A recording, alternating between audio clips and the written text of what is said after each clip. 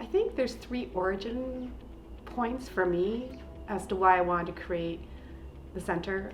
The first is just my personal experience. I immigrated when I was pretty young and grew up in a predominantly white community.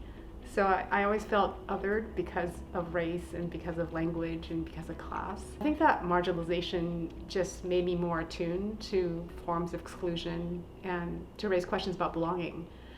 I think the second origin point for me is that I became a student activist in college. There was a racialized attack against the African American theme dorm. Some people didn't think it should exist, even though it was open to anybody who wanted to learn about Black history and culture.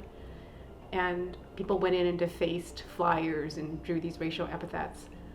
And I just thought it was wrong. I wasn't living there, but I just thought that a university's place is a place that we should come together and learn about each other's histories and cultures, and not a place where exclusion is so much practice and that there's attacks on students of color.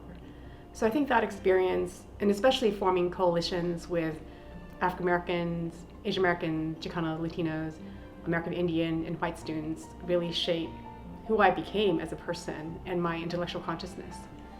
And I think the third origin point for me was the COVID-19 pandemic, that these are ongoing forms of exclusion and violence. I think we all collectively thought that something needed to be done, that we can't just continue on with that as if it's the norm. Unfortunately, it has been the norm for so long.